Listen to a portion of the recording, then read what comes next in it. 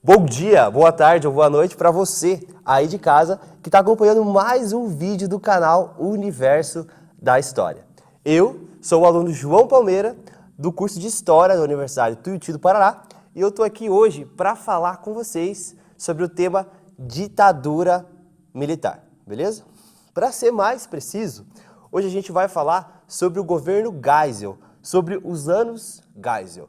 Mas quem foi Geisel, que ficou tão famoso por ser o artífice da redemocratização brasileira, por ser o baluastre do liberalismo, o soldado liberal, digamos assim, o ditador sem ditadura, ou tantas outras frases e nomes que couberam a ele? Quem foi esse cara? E será que todas essas frases que couberam a ele realmente se justificam? Essas e algumas outras perguntas seremos o que iremos responder hoje, aqui, eu e vocês. Mas, como é de praxe, eu peço para vocês curtirem o vídeo, se inscreverem no canal, clicarem no sininho aqui em cima para receber mais vídeos, cada vez mais, que a gente está sempre trazendo um conteúdo novo, diversificado para vocês, beleza? Antes ainda de começar, eu peço um pouco de desculpa, que o clima curitibano me deixou um pouco gripado e a minha voz de locutor de rádio não está 100% hoje, tá bom? Para começar bem assim mesmo, vamos pensar no período histórico. O regime militar começou em 64. 10 anos depois, assume Geisel, em 1974, beleza? Assumiu o governo e já começou com uma postura de distensão. Já veio com uma palavra nova, com uma postura que já não era comum entre os ditadores militares. O que era essa distensão?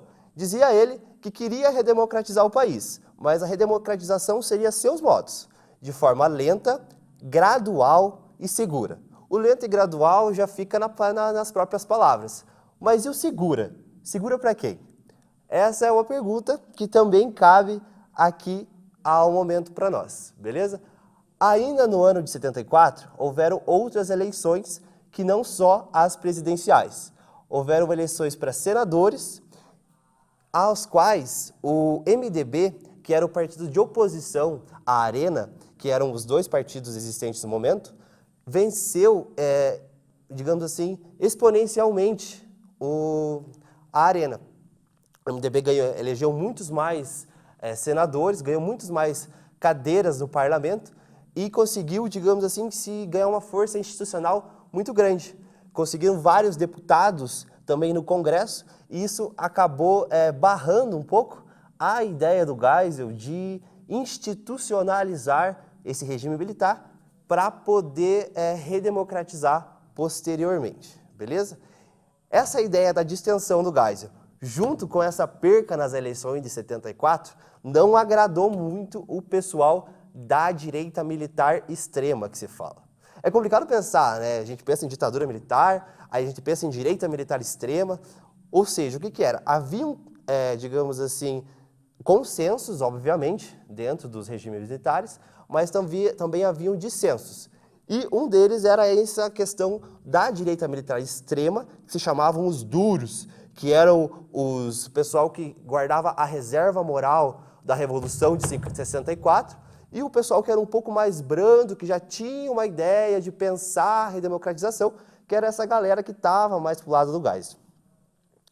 O tempo foi passando e o Geisel foi lidando com essa questão da distensão, o pessoal da direita militar extrema foi criticando ele, só aqui, só aqui, só aqui, e ele foi levando no papo e tudo mais, até que em 75 começou uma repressão muito forte por parte desses militares de extrema-direita contra, principalmente o PCB, que era o Partido Comunista do Brasil, e a diversos militantes da esquerda, uma perseguição muito forte, sabe, muito violenta mesmo, a qual já não cabia mais ao período em que se estava vivendo, já não conseguia mais manter, digamos assim, dentro dos porões, esse tipo de opressão.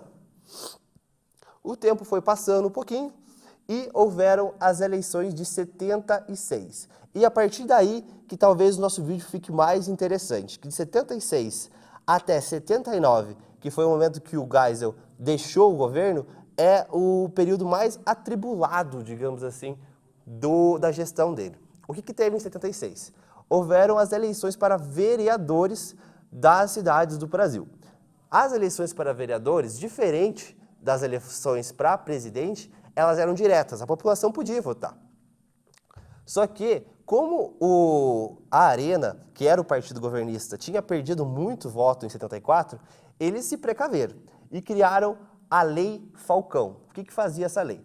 Ela permitia que as campanhas políticas fossem apenas uma pessoa assim, paradinha, com o rosto dela e uma voz em off, daquelas assim de programa do Linha Direta mesmo, sabe? Falando só o currículo da pessoa, nada mais, apenas a foto e o currículo. Não tinha debate, não tinha conversa, não tinha jingle, não tinha nada. Só a voz e a foto. Isso fez com que a Arena elegesse muito mais pessoas que o MDB.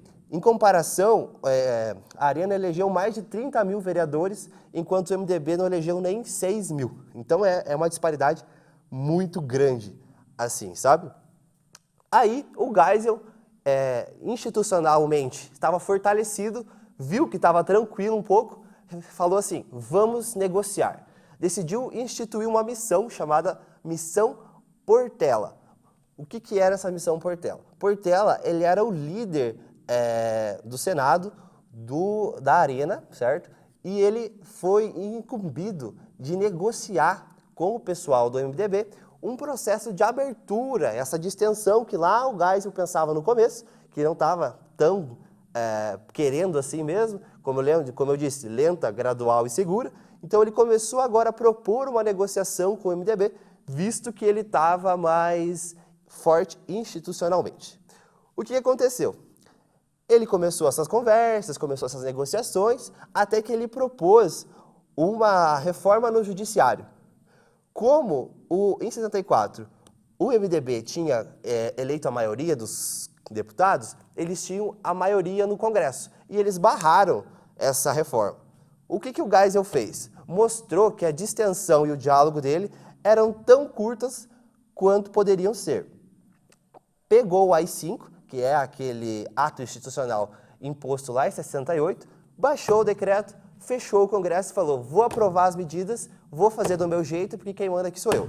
Foi lá, fez, aprovou o que ficou chamado de pacotes de abril. O que eram esses pacotes?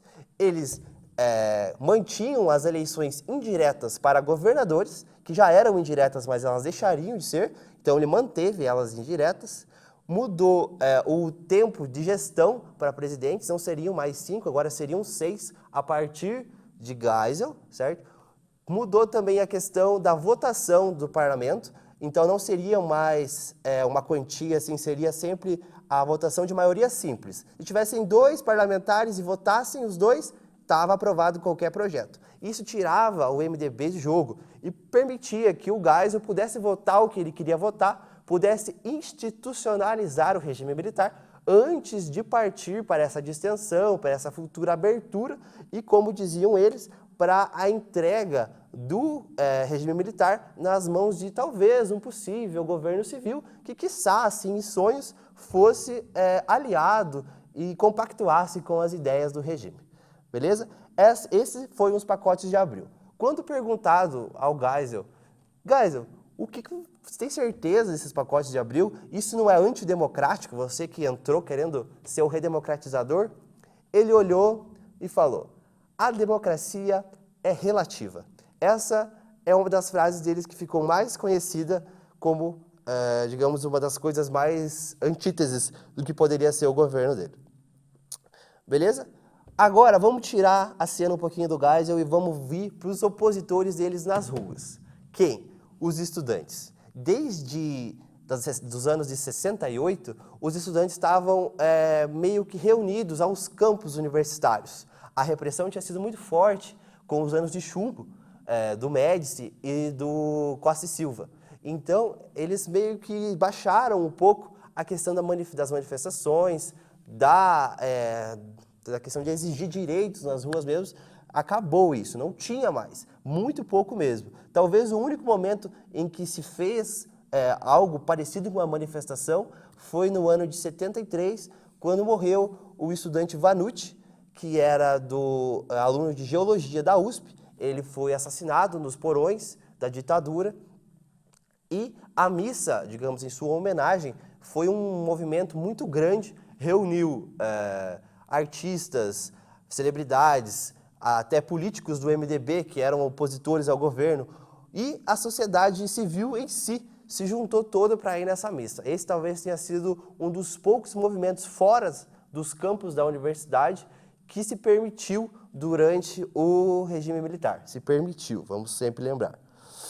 Mas esse movimento estudantil já estava cansado, já estava com um sentimento, digamos assim, muito incumbido e decidiu externalizar isso. Então, o que fizeram? Foram para as ruas a partir do ano de 77 e começaram cada vez mais a se movimentar, cada vez mais manifestações e manifestações e manifestações.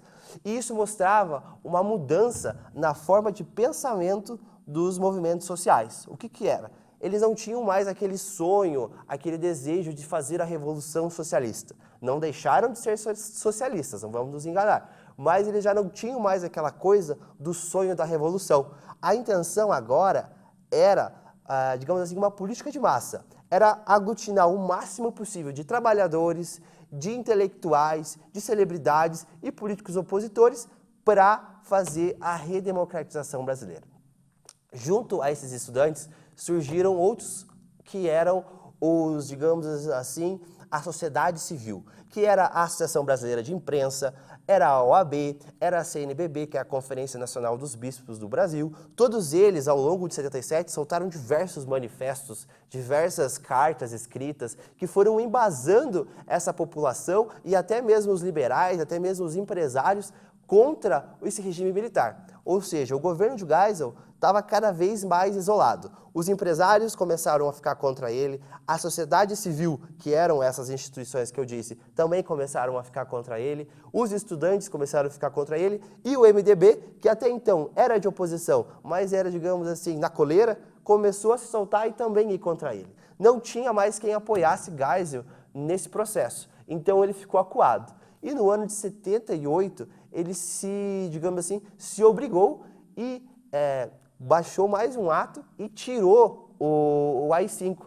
Ele excluiu o AI-5 e fez retornar o habeas corpus, acabou com a cassação dos mandatos e isso, digamos assim, abriu novos horizontes para a população, abriu novos horizontes para os movimentos, porque eles viram que era possível, sim, essa redemocratização, não talvez aos moldes de Geisel, mas era sim possível uma redemocratização, era possível um futuro democrático no Brasil. Geisel, lidando com todos esses problemas, tinha mais um que ele tinha que lidar. Era 78, tinham eleições presidenciais. Ano que vem, em 79, tinha que se eleger, digamos assim, o seu sucessor.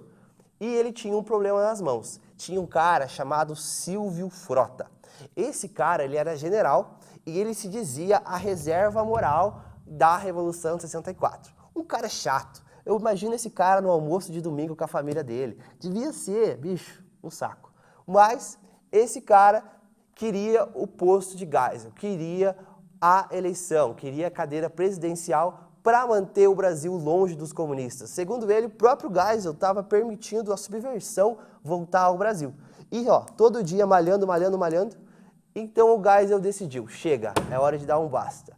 E, numa ação digna de episódio de Game of Thrones, digna de House of Cards brasileiro, o que o Geisel fez? Ele, no dia 12 de outubro, no dia da Padroeira do Brasil, da Nossa Senhora da Aparecida, emitiu um diário oficial especial, digamos assim, e demitiu Silvio Frota. O Silvio falou, ok, quer me demitir, beleza, vamos ver o que acontece agora. Foi até seu gabinete, redigiu uma carta assim, gigantesca, tipo carta de paixão, assim, de namoradinho, mandou para todos os comandos militares dizendo, me apoiem e vamos dar um golpe nesse cara. O Geisel, que já estava imaginando isso, fez justamente esse diário oficial no dia 12 de outubro, porque nesse dia Brasília estava completamente vazia, não tinha mais ninguém lá. Então, essa carta não foi longe. Ele conseguiu pegar todos os opositores e trazer para si, beleza? O que faltava ainda era uma reunião com a cúpula militar, que o Frota tinha feito a reunião.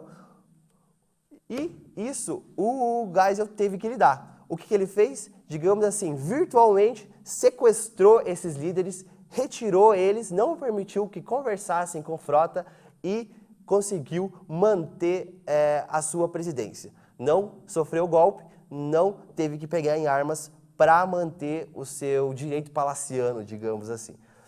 Feito isso, começou a empreender uma campanha gigantesca, totalmente, digamos assim, publicitária, para eleger o João Figueiredo, que, assim como o meu nome, era o sucessor para as eleições de 78 e presidência em 79. O João Figueiredo era diretor do Serviço Nacional de Informações, que era um dos pilares da ditadura. Era um tiozão sisudo mesmo, assim, sabe? Cara de vô brabo, que daqueles assim que tem pouca conversa. Então fizeram todo um processo de humanização nele.